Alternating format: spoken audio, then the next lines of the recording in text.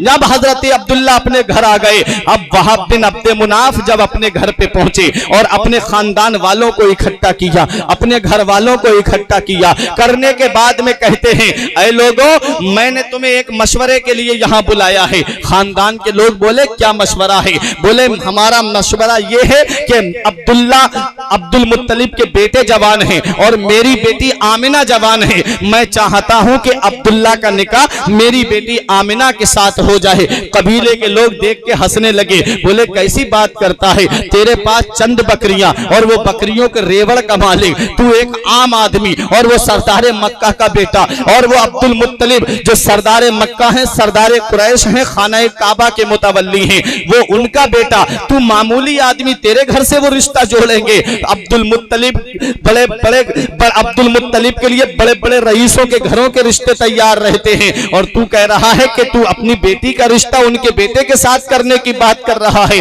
कहा, लोगों, अगरचे मैं गरीब हूं, ऐ लोगों, अगरचे मैं पैसे वाला नहीं हूं, लेकिन कयामत के दिन वो अब्दुल मुत्तलिब के अमीर बेटे का हाथ मांगने वालों में मुझ जैसे गरीब का भी तो नाम आ जाएगा।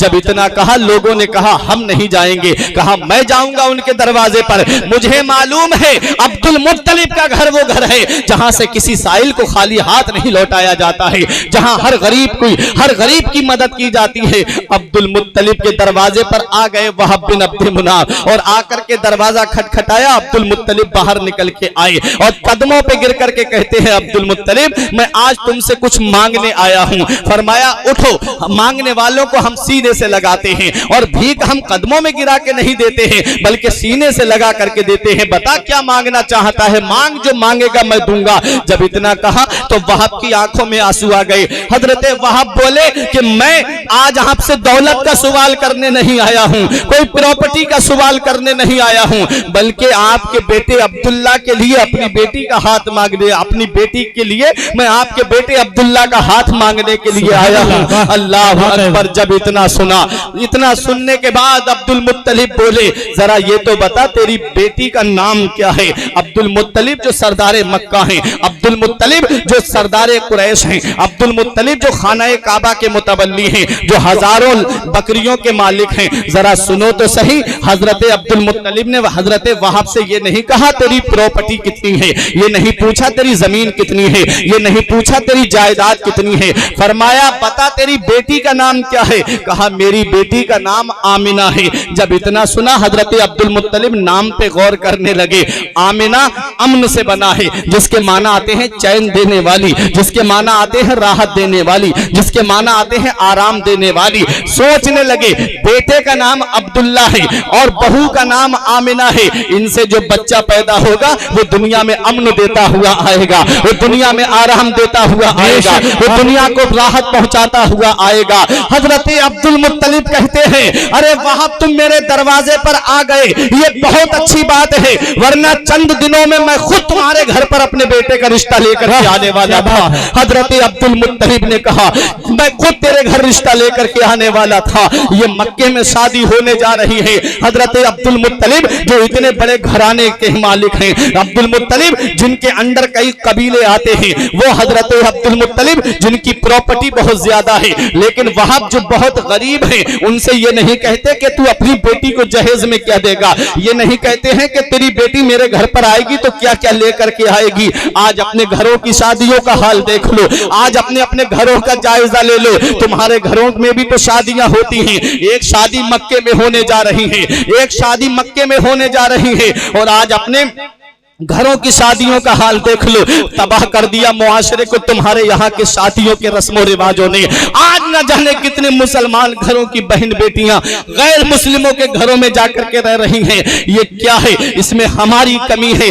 आज शादी के बढ़ते अखराजात ने मुआशरे को उस दहलीज पे ले जाकर के रख दिया है। न जाने कितनी बहनों के बालों में चांदी उतर आई है, न जाने कितनी बेटियों के बालों में चांदी उतर आई। जरा सोचते नहीं तुम, तुम्हारे यहाँ की शादियों का हाल क्या है? तुम्हारे यहाँ की शादियों का क्या हाल है? अगर किसी गरीब की 3-4 बेटी होती हैं पूरी पूरी रात उसको नींद नहीं आती, यही सोचता रहता है कि कहां से मैं अपनी बेटियों के लिए इतने जहेज का इंतजाम करूं, कहां से मैं अपनी बेटियों के लिए इतना जहेज लेकर के आऊं। एक बेटी की शादी करने में इतना कर्ज उस गरीब को हो जाता है कि और बेटियों के बालों में चांदी उतर आती है, और बेटियां घर में उनकी उम्र बढ़ती रहती है, 30-30 साल 35-35 साल की उम्र हो जाती है, और वो यही सोचती रहती है काश मेरे बाप के पास में पैसा होता, काश मेरे बाप के पास में दौलत होती, काश मेरे बाप के पास में इतना रुपया होता तो मेरा बाप मेरे भी हाथ पीले कर देता।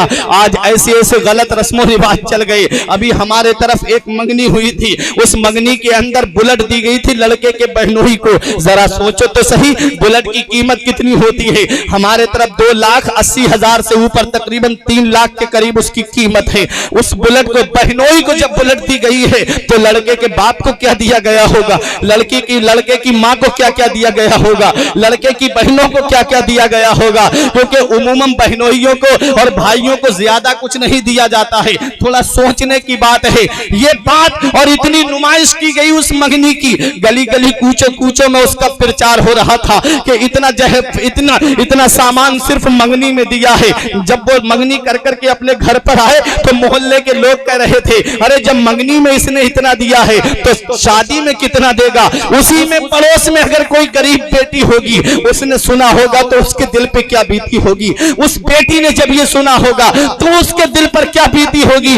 आज मेरे रब ने तुझे अमीर कर दिया, आज मेरे रब ने तुझे पैसा दे दिया, आज मेरे रब ने तुझे दौलत दे दी, आज मेरे रब ने तुझे प्रॉपर्टी दे दी, तू उस प्रॉपर्टी की नुमाइश कर रहा है। तूने गरीबों का ख्याल नहीं किया, तूने उन फकीरों का ख्याल नहीं किया जिनके घर में जवान बेटियां बैठी हुई हैं।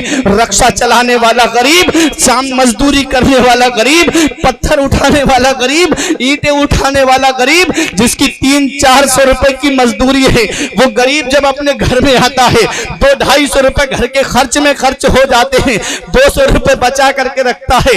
कहां से इतनी प्रॉपर्टी जमा करेगा, कहां से इतना पैसा जमा करेगा। जरा सोचो तो सही उन गरीबों का क्या हाल होगा। जब मोहल्ले पड़ोस में उस मंगनी का जिक्र किया गया होता, उन गरीबों की बेटियों पे कैसी बीत रही होगी। काश मेरे मौला तूने मेरे बाप को भी दौलत दी होती, मेरे बाप को भी गरीब ना बनाया होता, तो आज मेरा बाप भी मेरे हाथ पीले कर देता। तुम्हारे यहाँ की शादियों में कैसे रस्म रिवाज आज पैदा हो गए। इस्लाम में तो सादा निकाह का रिवाज था। आज आओ अपने जहन को जरा करीब करो, आज हमारा मुआशरा कहां पर पहुंच गया, आज हमारी सोसाइटी कहां पर पहुंच गई। आज तबाह कर दिया इस मुआशरे को इस रस्म रिवाज ने।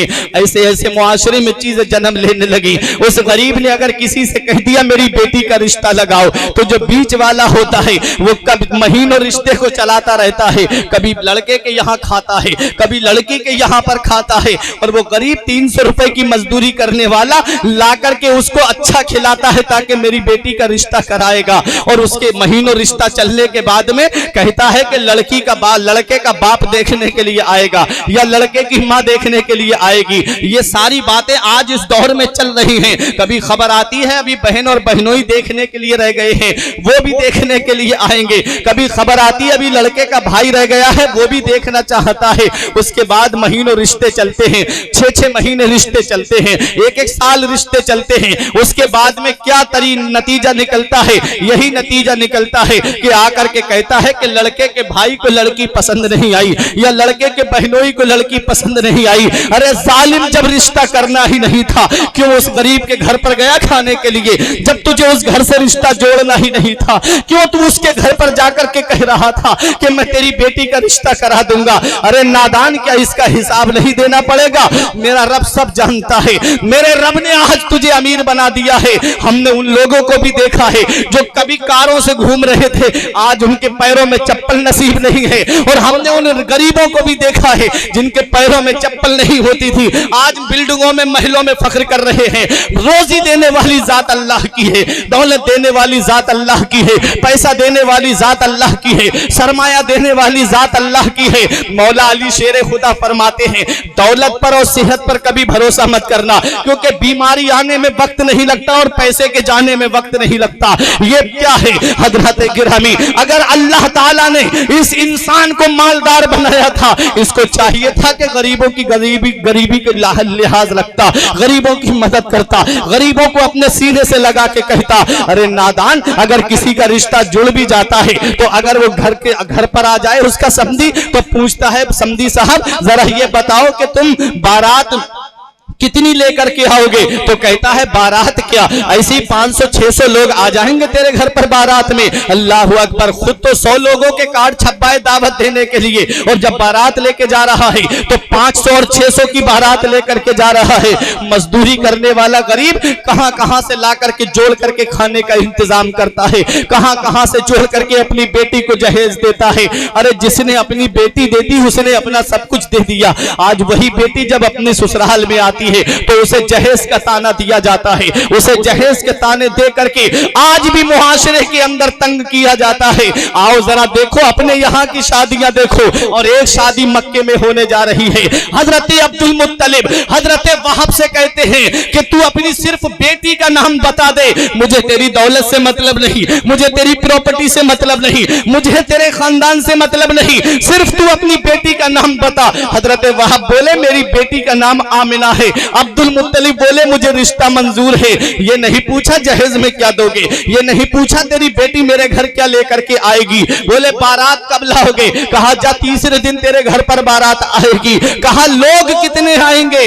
कहा 11 लोगों से ज्यादा लोग तेरे घर पे बारात में नहीं आएंगे। अल्लाह अकबर, ये 500-500 की बारातें ले जाने वालों, ये 1-1 की बारातें ले जाने वालों, ये 600-600 की बारातें ले जाने वालों, जरा सीखो मक्के की शादी से कैसा निकाह हो रहा है मक्के में, और आज अपने यहाँ के निकाहों को देख लो।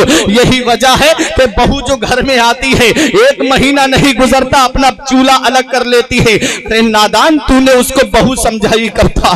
तूने उसको अपनी बेटी समझाई कब था? तूने तो अपने बेटे की बोली लगवाई थी, तूने तो अपने बेटे को बेचा था, तेरे बेटे को खरीदा है उसने, कैसे तुझे तेरा बेटा तेरे काम आ सकता है? और वो लड़की जो तेरे घर में बहू बन करके आई है, उसके बाप, उसने अपने बाप का रातों में रोना देखा है। जो तूने बीच वाला बिचपई बनाया था, उसने जाकर के कहा था कि उधर की खबर है कि उसके पड़ोस में जो शादी हुई है उसे फला गाड़ी मिली है, उससे छोटी गाड़ी नहीं होना चाहिए बल्कि बड़ी होना चाहिए।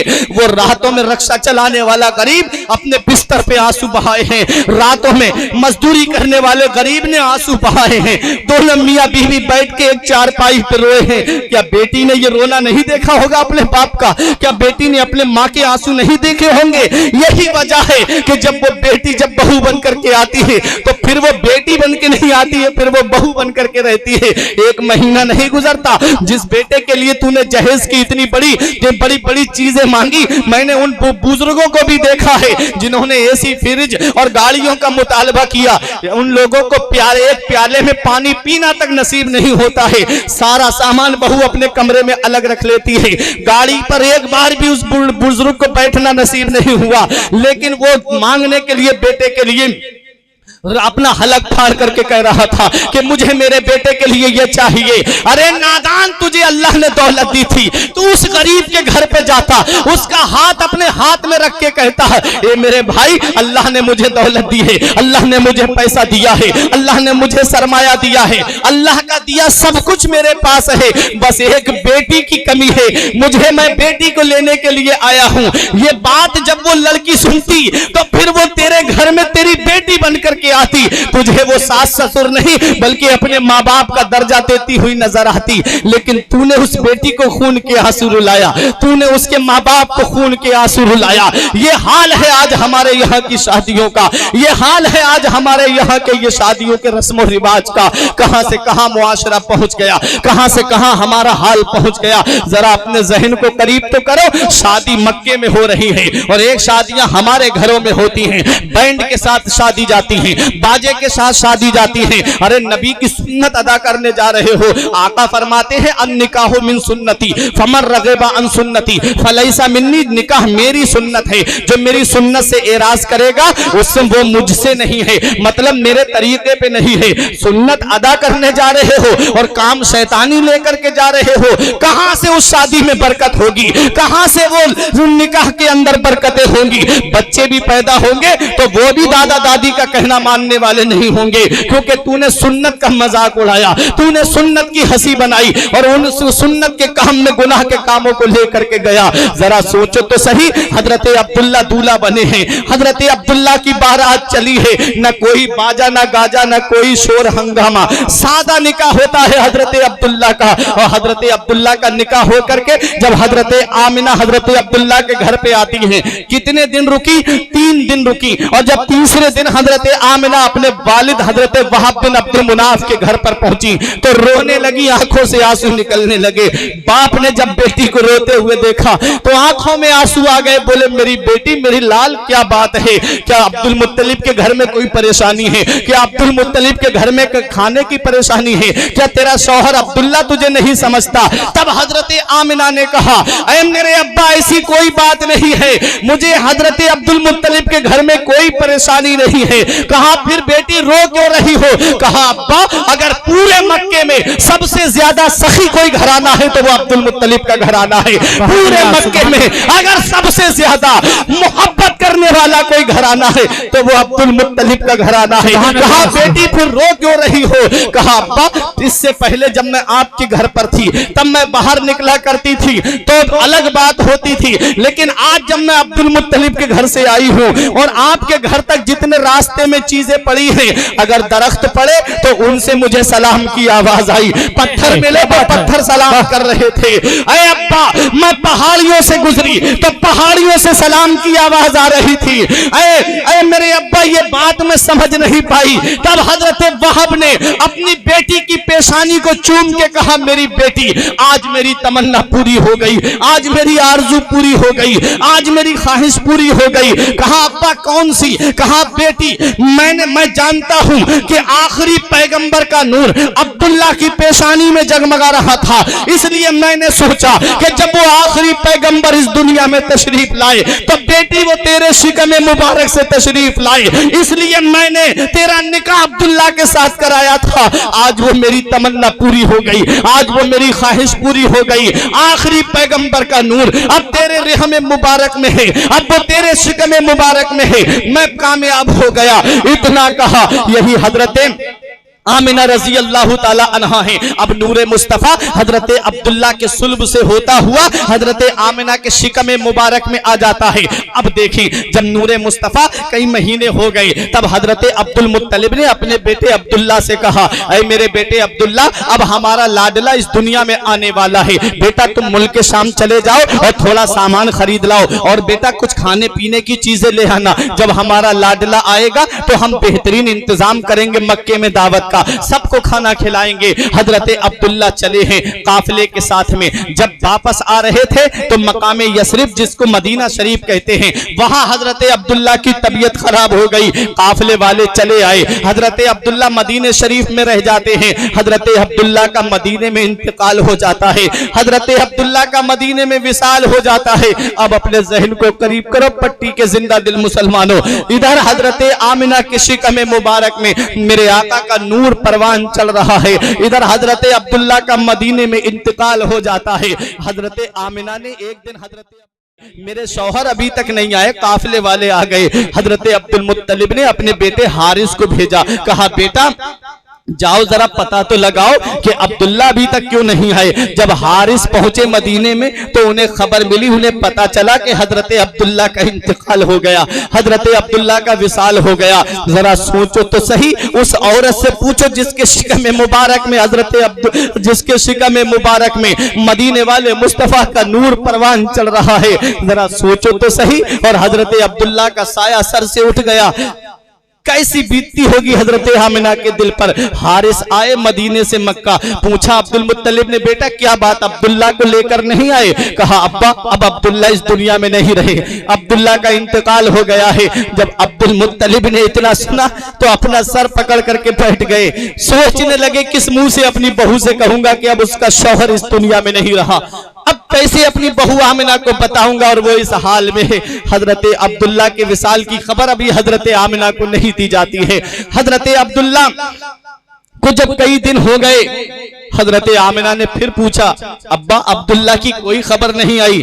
जब देखा कि अब बताना ही पड़ेगा, तब अब्दुल मुत्तलिब ने कहा, बेटी अब अब्दुल्ला इस दुनिया में नहीं रहे, अब हजरत अब्दुल्ला का विसाल हो गया है। जब इतना सुना, हजरत आमिना बैठ जाती हैं और रब की बारगाह में अर्ज करती है, मेरे मौला, मेरे शौहर की अमानत मेरे शिकम में परवान चल रही है और तूने मेरा सहारा पहले ही उठा लिया। गैब से आवाज आती है, आमिना परेशान मत हो, हमने इसके वालिद का साया हिकमत से उठाया है। ऐ आमिना, इसके वालिद का साया हमारी हिकमत से उठा है। ऐ आमिना, जो तेरे शिकम में परवान चल रहा है उसे किसी के सहारे की जरूरत नहीं है, उसका खुदा उसका सहारा है और वो सारी खुदाई का सहारा है। बरेली का इमाम पुकार के कहता है, गमजदों को रजा मुज्दा दीजे के है, गमजदों को रजा मुज्दा दीजे के है, बेकसों का सहारा हमारा। नारे तकबीर, नारे रिसालत, नारे गौस, मसलके आला हजरत, मसलके आला हजरत, सरकार की आमद, सरकार की आमद, नारे तकबीर, नारे रिसालत। वाह सुभान अल्लाह। हजरत आमिना रजी अल्लाह ताला अन्हा रात दिन हजरत अब्दुल्ला को याद करके रोती थी, आंखों से आंसू निकलते थे। किस्मत वाली है वो औरतें जिनके शौहर हयात हैं, जिनके शौहर जिंदा हैं। न जिस औरत के सर से उसके शौहर का साया उठ जाता है, उसकी न मैके में कोई इज्जत होती है, न ससुराल में कोई इज्जत होती है। कोई उससे प्यार मोहब्बत के साथ बात करने के लिए तैयार नहीं होता। मैं गुजारिश करूंगा, मेरी माँ बहनें भी इस प्रोग्राम में आई हैं, अपने शौहरों की इज्जत करो, अपने शौहरों की तौकीर करो, अपने शौहरों के साथ मोहब्बत के साथ पेश आओ, क्योंकि ये शौहर अल्लाह की बहुत बड़ी नेमत है। हमने उस औरत को भी देखा है जो कुर्सी पे बैठ करके सोने के कंगन पहन करके पूरे घर पे हुक्म जमाती है। क्यों? क्योंकि शौहर का साया सर पे होता है और जिस दिन शौहर का साया सर से उठ जाता है, बूढ़ी एक कमरे में बैठी रहती है, सोचती है वो बहू जो उससे पूछती थी शौहर के होने पर, कहती थी अम्मी आज शाम को खाने में क्या खाओगी। बेटा भी पूछता था अम्मी आज शाम को मैं तुम्हारे लिए क्या बनवा दूं। आज वही बूढ़ी शौहर का साया सर पे नहीं है तो कोई उससे एक बात पूछने के लिए नहीं आता कि आज क्या खाओगी। सोचती रहती है काश मेरा बेटा मुझसे बात कर लेता, काश मेरी बहू मुझसे बात कर लेती। शौहर वालियों, अपनी किस्मत पे नाज करो, तुम्हारे शौहर हैं तो उनकी इज्जत करो, उनकी तौकीर करो, उनके साथ मोहब्बत से पेश आओ। हजरत आमिना कहती है मौला मेरे शिकम में अब्दुल्ला की अमानत परवान चल रही है और तूने मेरा सहारा पहले ही उठा लिया।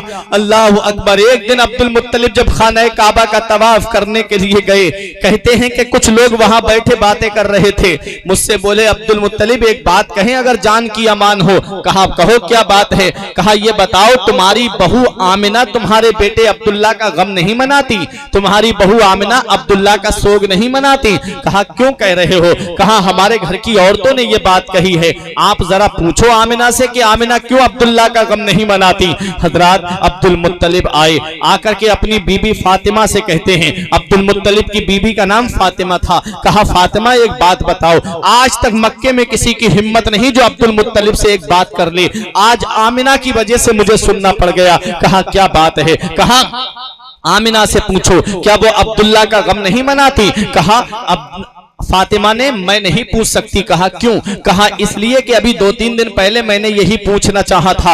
आमिना की पेशानी से एक नूर निकला, मेरी पेशानी पे लगा, मैं जमीन पे गिर गई, मैं बेहोश हो गई, ना सुबह का पता ना शाम का पता। बोली मेरे अंदर हिम्मत नहीं। आए अब्दुल मुत्तलिब, कहा आमिना एक बात कहो।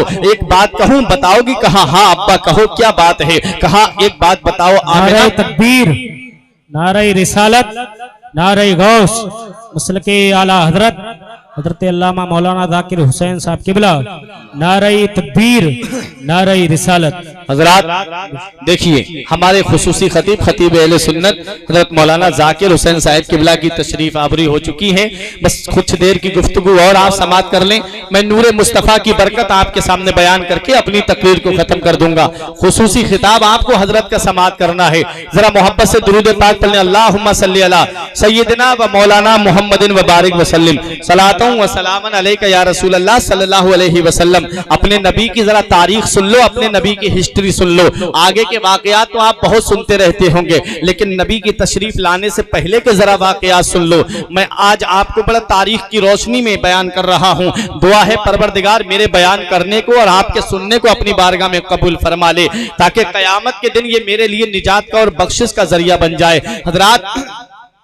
हजरत आमिना से जब अब्दुल मुत्तलिब ने कहा, ऐ बेटी क्या तुम अब्दुल्ला का गम नहीं मनाती, क्या तुम अब्दुल्ला का सोग नहीं मनाती, तब हजरत आमिना ने आंखों में आंसू भर के कहा, अब्बा कैसी बात करते हो, जब से अब्दुल्ला का विसाल हुआ है ना तो दिन को चैन है ना रात को आराम है, हमेशा अब्दुल्ला की याद आती रहती है। कहा बेटी तो ये तुम्हारे जिस्म से खुशबू क्यों आती है, कहा अब्बा आप सिर्फ खुशबू की बात करते हैं। कहा अब्बा सुनो, पहले मैं जब कुएं पे पानी लेने जाती थी तो मुझे डोल डाल करके रस्सी से खींच के पानी निकालना पड़ता था, आज जब मैं कुएं पे जाती हूँ तो पानी ऊपर आ जाता है और मैं पानी को भर लेती हूँ। कहा अब्बा यही कमाल की बात नहीं, बल्कि मक्के की सारी औरतें कहती हैं ए आमना अभी घर मत जाना। कहा क्यों, कहा जब तुम घर चली जाती हो तो कुएं का पानी नीचे चला जाता है, हमें डोल डाल करके भरना पड़ता है। आमिना जब तक तुम खड़ी रहती हो पानी ऊपर रहता है। और यही कमाल की बात नहीं, अब्बा जब मैं पहाड़ों से गुजरती हूँ तो पहाड़ों से सलाम की आवाज आती है, जो दरख्तों से गुजरती हूँ दरख्त ऊपर होते हैं नीचे आ जाते हैं और कहते हैं अस्सलातु वस्सलामु अलैके उम्मे या रसूल अल्लाह, ए अल्लाह के रसूल की माँ तेरे ऊपर सलाम हो। कहा यही कमाल नहीं, कहा अब्बा यही कमाल नहीं, अब्बा जब मैं गलियों से गुजरती हूँ सारी गलियां खुशबू से महकने लगती हैं। बरेली का इमाम पुकार के कहता है उनकी महक ने दिल के गुंजे खिला दिए हैं, उनकी महक ने दिल के गुंजे खिला दिए हैं, जिस राह चल गए हैं कूचे बसा फूलों में बसाए हैं तुम्हारे गेहूं। क्या महकते हैं महकने वाले, क्या महकते हैं महकने वाले, मुंह पे चलते हैं भटकने वाले। हजरत आमिना कहती है अब्बा यही कमाल की बात नहीं, बल्कि मैं जिस गली से गुजरती हूँ गली खुशबू से महक जाती है, पहाड़ों से सलाम की आवाज आती है, दरख्तों से सलाम की आवाज आती है। मेरा इमाम पुकार के कहता है अपने मौला की है बस शान अजीम, जानवर भी करें जिनकी ताजीम, संग करते हैं अदब से तस्लीम, पेड़ सजदे में गिरा करते हैं। मेरा इमाम पुकार के कहता है संगो शजर सलाम को हाजिर है अस्सलाम, कलमे से तरजुबान दरख्तो हजर की है। नबी की वालिदा जिस गली से गुजरे गली खुशबू से महक जाए, जिस तरफ से गुजरे जानवर दरख्त जंगल के निकल करके हजरत आमिना का दीदार किया करते थे। आखिरी पैगंबर आने वाला है, आखिरी रसूल आने वाला है, सारी दुनिया जानती थी कि वो आएंगे, सारी कायनात जानती थी वो आएंगे। जिनके सदके में जमीन बनी वो पैगंबर आएगा, जिसके सदके में आसमान बना वो रसूल आएगा,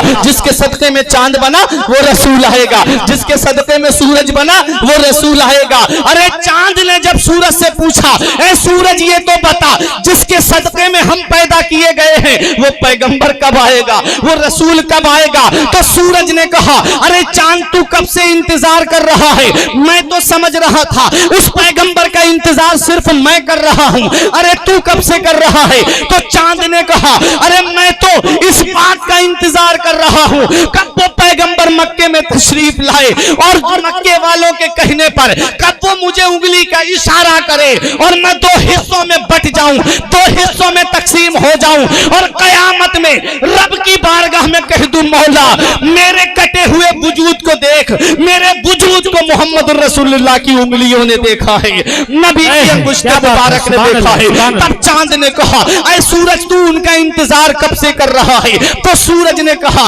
अरे जब से मैं तो उस पैगंबर का इंतजार कर रहा हूं, इसलिए कि मकामे सहबा में अली शेर खुदा की जब असर की नमाज कज़ा हो जाए तो वो पैगंबर उंगली का इशारा कर दे तो मैं डूब चुका हूं तो वापस निकल करके आ जाऊं, ताकि कयामत में कह दूं कि मौला मेरे वजूद को देख, मुझे मोहम्मद रसूलुल्लाह की अंगुष्ठे मुबारक ने देखा है।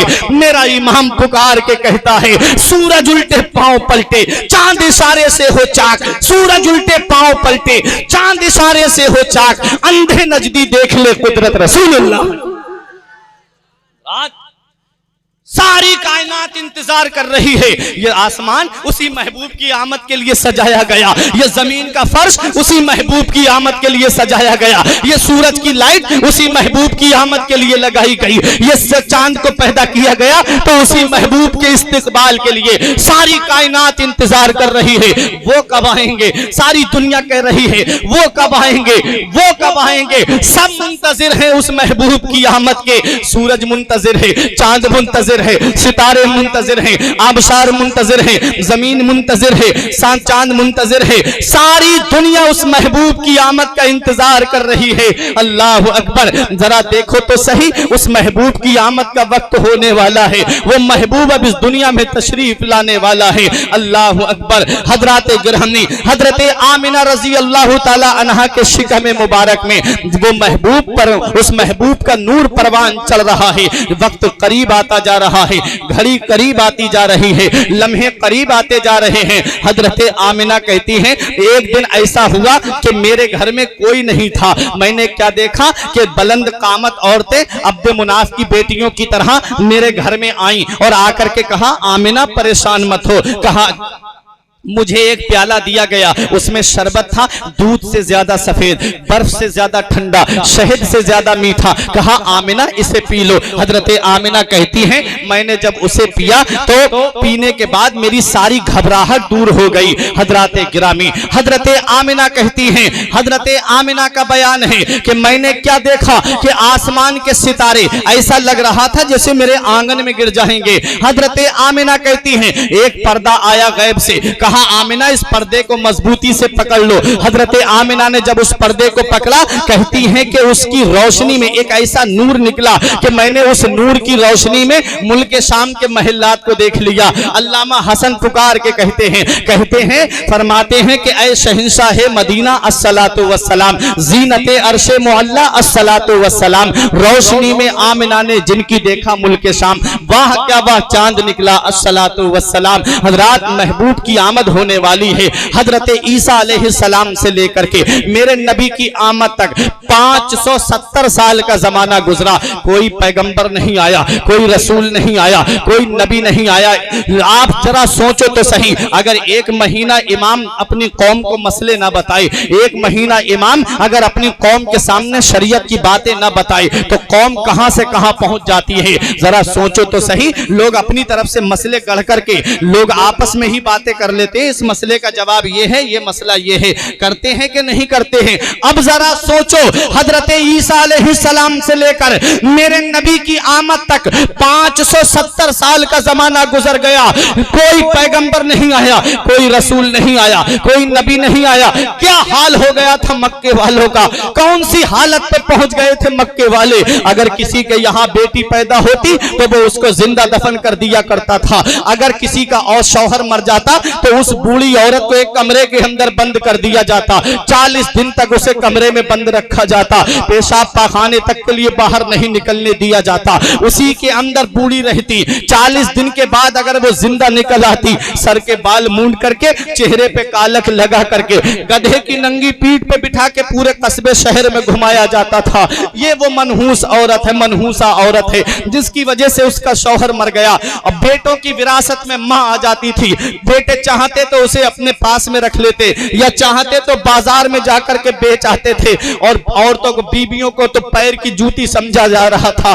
बहनों का हाल ऐसा बन चुका था कि भाई खुद अपने हाथ से अपनी बहन का मर्डर कर दिया करता था, कत्ल कर दिया करता था, ताकि मैं किसी का बहनोई, मैं किसी का साला ना कहलाऊं और कोई मेरा बहनोई ना कहलाए। इस हाल में मक्के वाले पहुंच चुके थे। महबूब की आमद से पहले बच्चियों को जिंदा दरगोर किया जा रहा है, नबी की आमद से पहले बच्चियों को जिंदा गाड़ा जा रहा है। जरा सोचो तो सही, एक सहाबी है जिनका नाम हजरत दहिया कल्बी है, उन्होंने आका की बारगाह में आके कहा था, आका क्या अल्लाह मेरे गुनाह माफ कर देगा। आका ने फरमाया, तेरे गुनाह क्या हैं। कहा, आका मैंने बहुत गुनाह किए हैं। फरमाया, गुनाह तो बता, मेरा रब बख्शने वाला मेहरबान है, अल्लाह समंदर के झागों के बराबर भी गुनाह माफ कर देता है। कहा, तुम्हारा गुनाह क्या है। तब दहिया कल्बी बोले, आका मैं अपने कबीले का सरदार था, मेरे अंडर 70 घर आते थे और मैंने अपने इन हाथों से 70 लड़कियों को जिंदा गाड़ दिया है, मैंने अपने इन हाथों से 70 लड़कियों को जिंदा दफन कर दिया है। इतना सुनना था। मेरे आका की बारगाह में जिब्राइल अलैहिस्सलाम हाजिर हुए, अर्ज करते हैं आका दहिया कल्बी से कह दीजिए कि वो इस्लाम कबूल कर ले, कलमा पढ़ ले, अल्लाह सारे गुनाह माफ कर देगा। मेरे आका ने जब ये खुशखबरी सुनाई तो दहिया कल्बी और रोने लगे। फरमाया रो क्यों रहे हो? कहा आका एक गुनाह मुझसे बहुत बड़ा हुआ है। फरमाया क्या? कहा मेरी बीबी पेट से थी, मेरी बीबी हामिला थी और मैं तिजारत के लिए जा रहा था। अपनी बीबी से कह के गया अगर तेरे शिकम से लड़का पैदा हो तो मोहल्ले में मिठाइयां बांटना, अगर लड़का पैदा हो तो खुशी का इजहार करना, और अगर लड़की पैदा हो तो गला दबा करके मार देना। दहिया कल्बी कहते ये कह के मैं चला गया। 7 साल के बाद में आया। आने के बाद में आका मैंने अपना दरवाजा खटखटाया, अंदर से एक बच्ची ने दरवाजा खोला। जब बच्ची ने दरवाजा खोला मैंने पूछा तू कौन है? उसने कहा मैं इस घर के मालिक की बेटी हूँ। उस बच्ची ने पूछा आप कौन है? कहा मैं इस घर का मालिक हूँ। वो बच्ची छोटी सी मेरे पैरों पे लिपट गई, बोली अब्बा आप कहाँ चले गए थे? मैं कब से अपनी माँ से पूछती थी अब्बा कब आएंगे, मैं आपके बारे में सुबह शाम पूछती थी अम्मी अब्बा कब आएंगे। दहिया कल्बी रोते जा रहे हैं और आका से अर्ज करते जा रहे हैं आका मेरी बच्ची ने मेरे पैरों को पकड़ के कहा अब्बा आपने आते आते बहुत देर कर दी। मैंने अपनी बीवी से कहा बीवी ये किसकी बेटी है? कहा ये आपकी बेटी है। कहा मैंने तुझसे क्या कहा था कि लड़का पैदा हो तो उसे जिंदा रखना, लड़का पैदा हो तो मोहल्ले में मिठाइयां बांटना, लड़का पैदा हो तो खुशी का इजहार करना, और लड़की पैदा हो तो जिंदा दफन कर देना, उसका गला दबा करके मार देना। दहिया कल्बी ने जब इतना कहा तो बीबी ने कहा मेरे शौहर मैंने जब बच्ची को जन्म दिया था मुझे तुम्हारी नसीहत याद थी, मैं इसका गला दबाना चाहती थी, तब मेरे ज़मीर ने आवाज दी अगर तूने इस बच्ची को मार दिया तो कयामत तक के लिए माँ की ममता से भरोसा उठ जाएगा, कयामत तक के लिए कोई माँ के ऊपर भरोसा नहीं करेगा। दहिया कल्बी की बीबी ने कहा इसलिए मैंने अपनी बच्ची को नहीं मारा। अरे नादान ये बेटी है, देख इसका चेहरा देख कैसा फूल सा खिलता हुआ चेहरा है। दहिया कल्बी कहते आका जमाना जाहिलियत था, मेरे अंदर जिहालत उठ कर आई। आका मैंने अपनी बच्ची को गोद में लिया, बीबी को धक्का दिया, बीबी दूर जाकर के गिरी, मैं कुदाल लेकर के चलने लगा। जब मैं चल रहा था तो रास्ते में मेरी बेटी ने मुझसे पूछा बाबा कहाँ जा रहे हो? कहा मैंने कहा एक दावत में जा रहा हूँ। बोले जल्दबाजी में आका मैं चप्पल नहीं पहन सका, मेरे आका मेरे पैरों में कांटे चुभने लगे। जब मेरे पैरों से खून निकला तो मेरी बेटी ने खून देख लिया, बोली बाबा अब्बा बाप का खून बहा के दावत नहीं खानी है, बाप का खून बहा करके हमें दावत नहीं खानी है, अब्बा घर पे वापस चलो। दहिया कल्बी कहते मुझे फिर भी रहम नहीं आया, मैं जंगल की तरफ निकल पड़ा, मैंने गड्ढा खोदना शुरू कर दिया। जब मैं गड्ढा खोद रहा था मेरी बेटी अपने छोटे छोटे हाथों से मिट्टी उठा करके बाहर डाल रही थी। उसे नहीं पता कि ये गड्ढा उसी के लिए खोदा जा रहा है, उसे नहीं मालूम था कि आज उसका बाप जल्लाद बन चुका है, बेटियों का ये हाल मक्के में हो चुका था। जरा सोचो तो सही। दहिया कल्बी कहते आका मैंने अपनी बच्ची को गड्ढे में खड़ा कर दिया, मुझे पसीना आया तो मेरी बेटी ने अपने छोटे से दुपट्टे से मेरा पसीना पोंछा। मेरे आका मुझे फिर भी रहम नहीं आया, मैंने उसके ऊपर मिट्टी डालना शुरू कर दी, उसके पिंडलियों तक मिट्टी पहुंची। मेरी बेटी ने हाथ ऊपर उठा के कहा अब्बा पैर भारी हो रहे हैं, मेरे अब्बा मेरे पिंडलियां दर्द से फटी जा रही हैं, मुझे अपनी आगोश में ले लो। मेरे अब्बा मैं अब्बा कह के किसको पुकारूंगी? दहिया कल्बी कहते मुझे फिर भी रहम नहीं आया। दहिया कल्बी कहते आका मैंने मिट्टी डालना शुरू की, जब मेरी बच्ची के गले तक मिट्टी पहुंची तब मेरी बेटी समझ गई कि उसका बाप अब जल्लाद बन चुका है, अब उसका बाप उसको आगोश में नहीं लेगा बल्कि उसे जिंदा दफन करने के लिए आया है। पट्टी के जिंदा दिल मुसलमानों, दहिया कल्बी कहते हैं ऐ मेरे आका मेरी बच्ची के जब हल्क की जब आवाज दबने लगी तब उसने आसमान की तरफ देख के कहा मौला कब तक बच्चियों को जिंदा दफन किया जाता रहेगा? ऐ मेरे परवरदिगार जहां सारे दरवाजे बंद हो जाते हैं वहां तेरी रहमत का दरवाजा खुला होता है। इधर तुम जिस हिंदुस्तान में रहते हो इसी गंगा नदी के किनारे पर ऐसा दौर बन चुका था, अगर किसी का शौहर इंतकाल कर जाता तो उस जवान लड़की को भी उसी चिता पे जला दिया जाता था, उसका बाप भी निगाहों के सामने खड़ा होता, उस बेटी का चचा भी निगाहों के सामने होता, उस बेटी का भाई भी उसका निकाहों के सामने खड़ा होता। वो गरीब बेचारी कहती मेरा शौहर इस दुनिया से चला गया, मुझे क्यों जलाया जा रहा है, मेरा शौहर चला गया, अरे मेरे बाप मुझे क्यों जिंदा जलाया जा रहा है। तो बाप कहता है बेटी यही रस्म व रिवाज है, यही रीत चली आ रही है। बेटी मैं सोसाइटी से लड़ाई नहीं ले सकता, मैं अपने खानदान वालों से जंग नहीं कर सकता, बेटी तुझे भी इस चिता पे जलना पड़ेगा। इधर चिताओं पे जलने वाली बेवाएं आसमान के पर्दों की तरफ, पर्दों पर उनकी आवाजें पहुंची। उधर मक्के में दफन होने वाली बच्चियां रो रो करके कह रही थी मौला कब तक जिंदगियां तबाह होती रहेंगी। बेटी बचाओ बेटी पढ़ाओ का नारा इन्हें आज मिला है। अरे ये नारा 1400 साल पहले मदीने वाले मुस्तफा ने दिया था।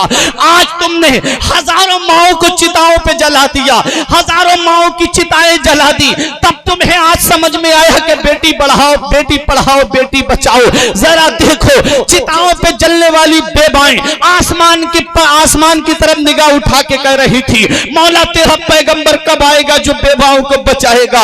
मक्के में दफन होने वाली बच्चियां रब की बारगाह में अर्ज कर रही थी मौला कब तक बच्चियां जिंदा दफन होती रहेंगी, कब तक बच्चियों को जिंदा गाड़ा जाता रहेगा, कब तक बच्चियों को जिंदा दफन किया जाता रहेगा, कब तक बच्चियों का गला घोटा जाता रहेगा। इधर बेवाएं रो करके कह रही थी मौला कब तक बेवाओं को चिताओं पे जलाया जाता रहेगा। तो ऐ पट्टी के जिंदा दिल मुसलमानों, ठीक 12 रबीउल नूर को ऐन खानाए काबा के सामने से, अब्दुल मुत्तलिब के मकान से, अब्दुल्ला के घर से, हजरत आमिना की गोद में जब नबी की आमद होती है तो आसमान में एक आवाज बुलंद होती है ऐ दफन होने वाली बच्चियों अब परेशान मत हो, ऐ चिताओं पे जलने वाली बेवाओं अब परेशान मत हो, तुम्हें बचाने के लिए मोहम्मद रसूलुल्लाह है।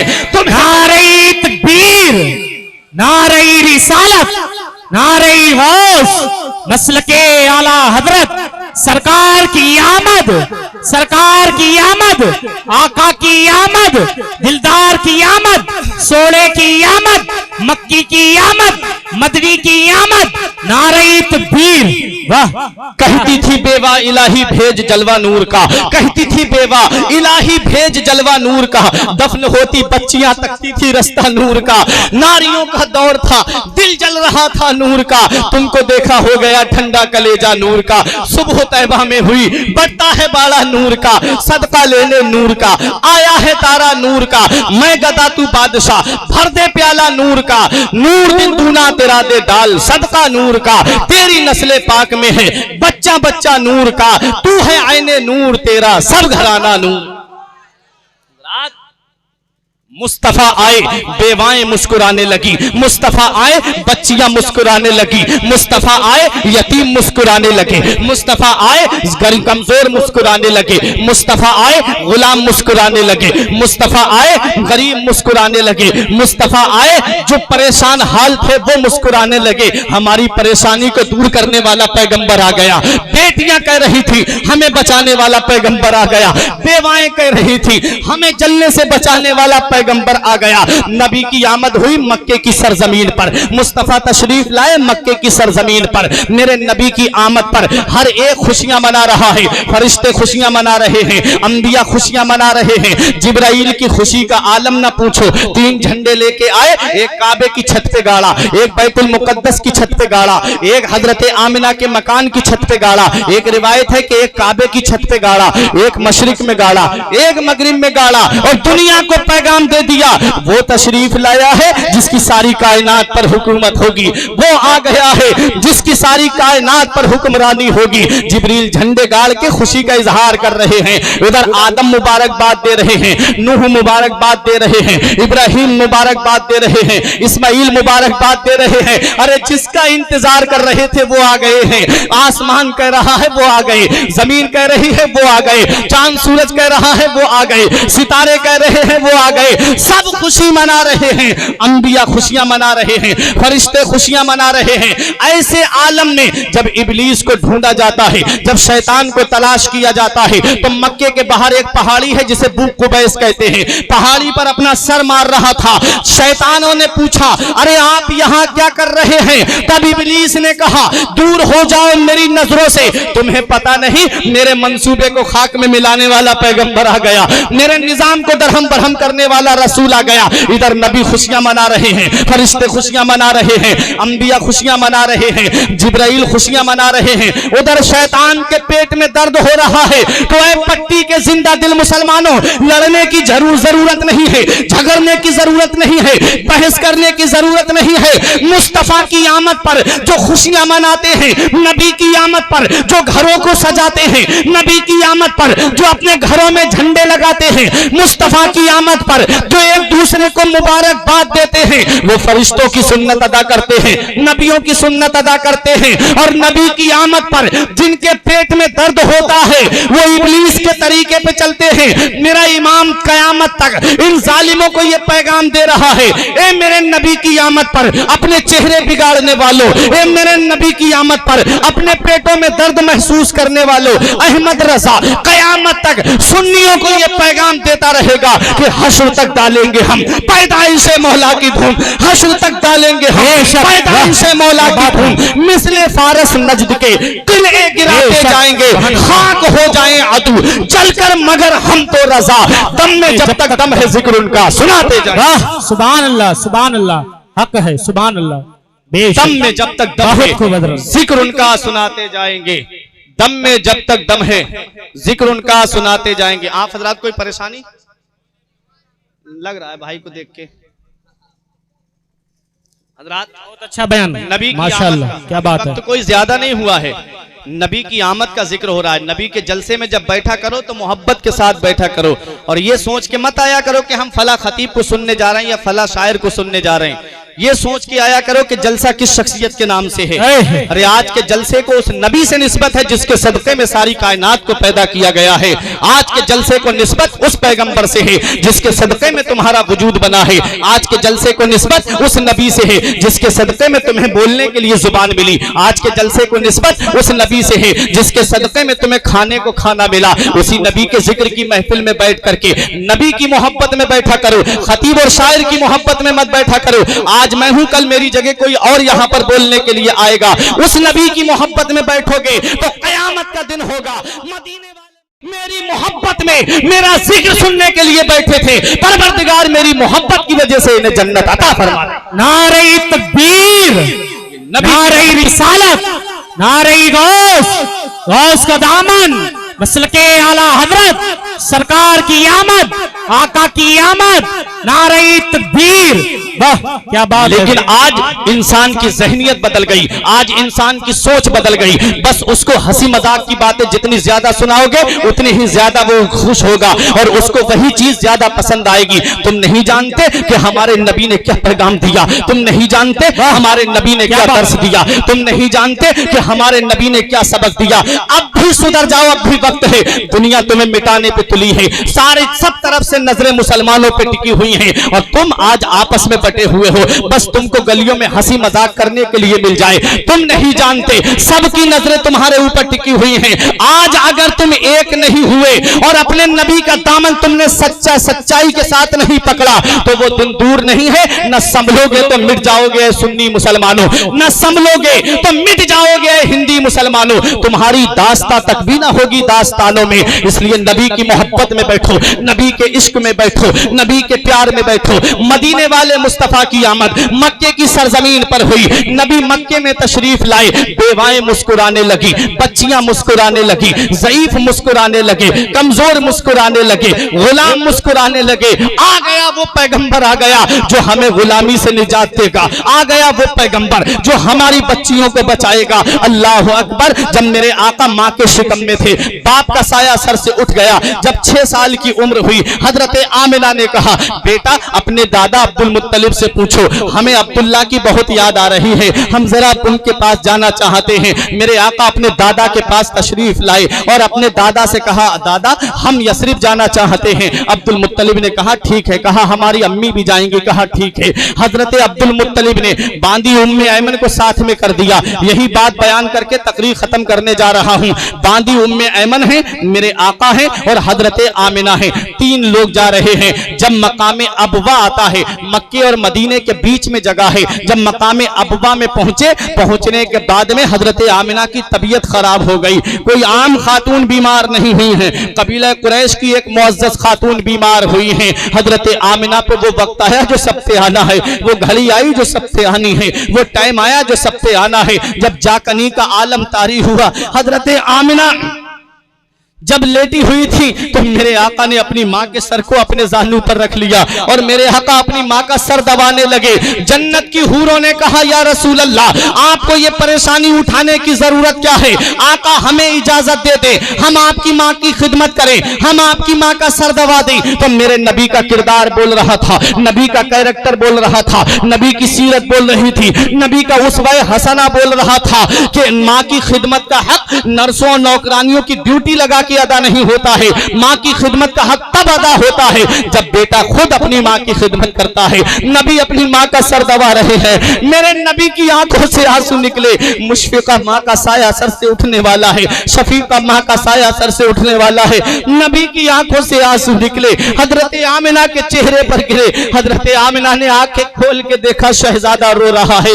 हजरत आमिना ने अपना हाथ नबी के चेहरे अनवर पर फेर के कहा, मत रो मेरे लाल, आंसू मत बहा मेरे लाल, तू दुनिया में रोने के लिए नहीं आया है। अगर किसी के बाप का इंतकाल हो जाए तो बच्चे को कितने लोग ढारस देने की बात करते हैं, कितने लोग होते हैं जो बच्चे को सहारा देने की बात करते हैं। अगर किसी का बाप इंतकाल कर जाए, चचा कहता है मत रो मेरे भतीजे, अभी तेरा चचा मौजूद है। ताऊ कहता है मत रो मेरे भतीजे, तेरा ताऊ मौजूद है। दादा कहता है तेरा दादा अभी मौजूद है। खालू अलग सहारा देने की बात करता है, फूफा अलग सहारा देने की बात करता है, खानदान वाले अलग सहारा देने की बात करते हैं। कुर्बान जाओ मदीने वाले मुस्तफा पर, कुर्बान जाओ दोनों आलम के मालिक मुख्तार पर। बाप का साया तो तभी सर से उठ गया था जब माँ के शिकम में थे, और जब 6 साल के हुए तो माँ भी रुखसत होने वाली है। कोई नहीं है जो सहारा देने की बात करे, कोई नहीं है जो ये कहे कि मोहम्मद हम तेरा साथ देंगे। अल्लाह अकबर। मेरे आका की आंखों से आंसू निकले। हजरत आमिना ने मेरे नबी को अपने सामने बिठाया और कहा, बेटे तू रो मत, तू दुनिया में रोने के लिए नहीं आया है बल्कि रोते हुए को हंसाने के लिए आया है। तू आंसू मत बहा, तू आंसू बहाने के लिए नहीं आया है बल्कि बहते हुए आंसुओं को पोंछने के लिए आया है। बच्चे माँ बाप की मौत पर इसलिए रोते हैं कि माँ बाप के बाद में बेसहारा हो जाएंगे। मेरे लाल तू किसी के सहारे का मोहताज नहीं है, तेरा खुदा तेरा सहारा है और तू सारी खुदाई का सहारा है। मेरा इमाम पुकार के कहता है, गमज़दों को रजा मुज़दा दीजे के है, गमज़दों को रजा मुज़दा दीजे के है, बेकसों का सहारा हमारा नबी। मेरे आका को हजरत आमिना ने सामने बिठाया और बिठाने के बाद में कहा, बेटे मोहम्मद हर नई चीज को पुराना हो जाना है, हर बाकी को फना हो जाना है। मेरे लाल व जिक्रा बाक, मेरा जिक्र हमेशा बाकी रहेगा। वह बलद तू तोहरा, इसलिए कि मैं तेरे जैसा पाकीज़ा बेटा छोड़ के जा रही हूँ। मेरा जिक्र कभी खत्म नहीं होगा, मेरा चर्चा कभी खत्म नहीं होगा, मेरा नाम कभी नहीं मिटेगा। मेरे लाल तेरे जैसा सुथरा बेटा छोड़ के जा रही हूँ। मेरे लाल तेरा चर्चा मशरिक से लेके मगरिब तक, शिमाल से लेके जुनूब तक सारी दुनिया में होगा। मेरे आका की वालिदा ने जब इतना कहा कि बेटे मेरा जिक्र कभी खत्म नहीं होगा, तेरे जैसा सुथरा बेटा छोड़ के जा रही हूँ। मेरे सहाबा, मेरे आका के सहाबा ने एक मकाम पर देखा, आका मस्जिद नबवी में बैठ करके आंसू बहा रहे थे। सहाबा ने पूछा, आका आज आप रो क्यों रहे हैं? तो मेरे नबी ने फरमाया, आज मुझे मेरी माँ के वो आखिरी जुमले याद आ रहे हैं जो मेरी माँ ने मुझसे आखिरी वक्त में कहे थे। मेरे आका के सहाबा ने अर्ज किया, आका क्या कहे थे? तो मेरे नबी ने इरशाद फरमाया, मेरी माँ ने मुझे अपने सामने बिठा करके कहा था कि मेरे बेटे, मेरा जिक्र कभी खत्म नहीं होगा, मेरा नाम कभी नहीं मिटेगा, मैं तेरे जैसा पाकीज़ा और सुथरा बेटा छोड़ के जा रही हूँ। मुझे वो माँ के जुमले याद आ रहे हैं। मेरे नबी से जब हजरत आमिना ने ये जुमले कहे, उसके बाद हजरत आमिना की आवाज खामोश हो गई। मेरे नबी अपनी अम्मी के कानों के करीब अपने मुबारक लबों को ले जाके कहते हैं, अम्मी और बोलो ना, अम्मी और बोलो ना, अम्मी और कहो ना। हजरात 2 मरतबा मेरे नबी ने कहा। अल्लामा अब्दुल हक मुहद्दिस देहलवी फरमाते हैं अपनी किताब मदारिजुन नबुव्वत में कि अगर आका 1 मरतबा और कह देते तो इज़राइल अलैहिस्सलाम को मेरे नबी की वालिदा की रूह उनके जिस्म में वापस करना पड़ जाती। इसलिए 2 मरतबा मेरे नबी ने कहा, अम्मी और बोलो ना। हजरत आमिना ने विसाल से पहले मेरे नबी को अपनी गोद में उठा करके पेशानी को बोसा दे करके उम्मे ऐमन को मेरे आका को उठा करके देते हुए कहा था, उम्मे ऐमन, आज से मेरा मोहम्मद तेरे हवाले है। इसे सरदार मक्का के पास हिफाजत से पहुंचा देना, इसे सरदार मक्का को दे देना। मेरा मोहम्मद अब तेरे हवाले है। मेरे मोहम्मद को दीवारों से हाथ लगाकर रोने मत देना। उम्मे ऐमन कहती है, जब मैं मोहम्मद को लेकर के चली, उन्हीं पथरेली वादियों में हजरत आमिना की कब्र मुबारक बनाई गई। उम्मे ऐमन कहती है, मैं जब लेकर के पहाड़ी पर चढ़ी तो आका मेरे पास से दौड़ते हुए आए और अपनी माँ की कब्र से लिपट गए और मेरे आका को इतना रोते हुए देखा। उम्मे ऐमन ने खुद बयान करती है कि मैंने आज तक किसी को इतना फूट फूट के रोते हुए नहीं देखा था। कितनी मोहब्बत करते हैं मेरे नबी अपनी माँ से, कितना प्यार करते हैं मेरे नबी अपनी माँ से। मेरे भाइयों, अगर तुम्हारे माँ बाप जिंदा है तो उनकी कद्र कर लो। ये बूढ़े माँ बाप तुम्हारे लिए अल्लाह की नेमत है। जिस दिन ये साया सर से उठ जाता है तो कोई सहारा देने की बात करने वाला नहीं होता। ऐसे माँ बाप के साये की ना कदरी ना कर, धूप काटेगी बहुत जब ये शजर गिर जाएगा। माँ बाप का साया क्या है ये उन बच्चों से पूछो जिनके माँ बाप इस दुनिया में नहीं है। कैसे अपनी जिंदगी बसर करते हैं, कैसे अपनी जिंदगी काटते हैं। माँ बाप हयात हैं तो उनकी खिदमत कर लो। नबी फरमाते हैं, तेरे माँ बाप तेरे लिए जन्नत भी है और तेरी जहन्नम भी है। साहबा ने पूछा, आका कैसे? फरमाया, अगर माँ बाप की खिदमत करोगे, फर्मा बरदारी करोगे तो अल्लाह जन्नत देगा, और अगर माँ बाप की नाफरमानी की, माँ बाप को बुढ़ापे में सताया तो अल्लाह जहन्नम में डालेगा। मेरे आका ने एक मकाम फिर इरशाद फरमाया, माँ बाप के ताल्लुक से आका फरमाते हैं कि माँ बाप, माँ के कदमों के नीचे जन्नत है और बाप जन्नत का दरवाजा है। इसलिए ये माँ बाप की कदर कर लो, माँ बाप की इज्जत कर लो, क्योंकि माँ बाप बचपन से लेकर के जवानी तक पूरी जिंदगी तुम्हारी हिफाजत के लिए तुम्हें अच्छा खिलाते, अच्छा पहनाते हैं। और जब वही माँ बाप बुढ़ापे में पहुंच जाते, जब उन्हें तुम्हारी खिदमत की जरूरत पड़ती है तो तुम अपना बिस्तर अलग लेकर के चले जाते हो। क्या जवाब दोगे कयामत में अपने रब को? कौन सा मुंह लेके जाओगे महबूब दावर के सामने? कौन सा चेहरा लेकर के जाओगे शाफे महशर के सामने? इसलिए मेरे भाइयों, माँ बाप की कदर कर लो, माँ बाप की इज्जत कर लो। माँ बाप बहुत बड़ी नेमत होते हैं। उम्मे ऐमन कहती है, मैंने जितना मोहम्मद को फूट फूट के अपनी माँ की कब्र पर रोते हुए देखा था, उतना मैंने आज तक किसी बच्चे को रोते हुए नहीं देखा था। ये मेरे नबी की अपनी माँ से मोहब्बत थी, ये मेरे नबी का अपनी माँ से प्यार था। अगर माँ 100 बद्दुआएं करती है तो अल्लाह 99 रद्द कर देता है, 1 कबूल करता है। अल्लाह 99 कबूल कर लेता है और 1 रद्द कर देता है। और अगर माँ 100 दुआएं करती है तो अल्लाह ताला 99 कबूल कर लेता है और 1 रद्द कर देता है। क्योंकि कोई भी माँ बाप अपने औलाद को सच्चे दिल से बद्दुआ नहीं देते हैं। अपने माँ बाप की कदर कर लो, पहली मोहब्बत है दुनिया में माँ बाप की जो बदला मांगती है। अगर तुम अपने माँ बाप के साथ भलाई करोगे तो तुम्हारी औलाद तुम्हारे साथ भलाई करेगी। इसलिए माँ बाप की इज्जत करो, माँ बाप की कदर करो। मुश्किल से चंद बच्चों को पाला था जतन से, बुढ़ापे में मेहनत का सिला उनसे ना पाई। हर चीज तो तकसीम हुई बाप के मरते, एक माँ थी जो हिस्से में किसी के नहीं आई। अपने माँ बाप की इज्जत कर लो, माँ बाप की कदर कर लो।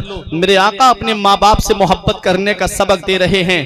कभी मौका मिलेगा तो इंशाअल्लाह इससे आगे का बयान मैं आपको नबी की सीरत का सुनाऊंगा इंशाअल्लाह। सुभान अल्लाह। अल्लाह इरशाद फरमाता है, ऐ गैब की खबरें देने वाले नबी, हमने आपको गवाह बना के भेजा, खुशखबरी सुनाने वाला बना करके भेजा, डर सुनाने वाला बना करके भेजा, और हमने आपको चमकता हुआ सूरज बना करके भेजा। आप अपने रब के हुक्म से बुलाते हैं।